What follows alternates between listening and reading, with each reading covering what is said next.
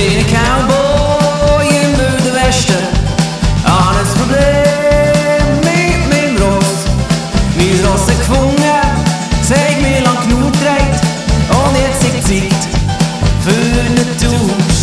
Ich bin ein Cowboy im wilden Westen. Ich hab's probiert, mein Ross zu lüpfen. Aber leider bin ich nicht gleich stark wie Pippi Langstrumpf oder eben mein Ross. Hoppla, hoppla, hoppla, hoppla, hoppla. Hoppla, hoppla, hoppla, hoppla, hoppla. Hoppla, hoppla, hoppla, hoppla, hoppla. Hoppla, hoppla, hoppla, hoppla, hoppla. Ich bin ein Cowboy im wilden Westen. Zum Glück kann ich eine gute Fee. Mit ein bisschen Zauber kann ich es tragen. Er sockelt jetzt auf meinem Kopf. Ich bin ein Cowboy im wilden Westen. Und ich trage mein faules Ross.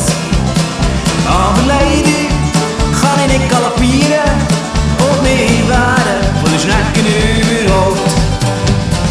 Hoppla, hoppla, hoppla, hoppla, hoppla. Hoppla, hoppla, hoppla, hoppla, hoppla. Hoppla, hoppla, hoppla, hoppla, hoppla. Hoppla, hoppla, hoppla, hoppla, hoppla.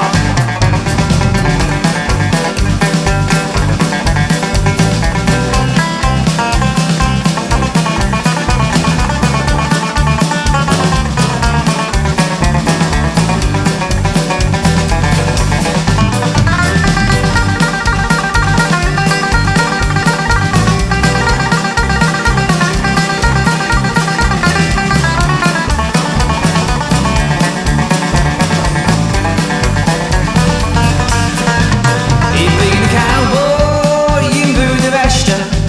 In Therapie muss mein Ross. Der Rosspsychiater hat mein Ross gegeben. Er ist von geritten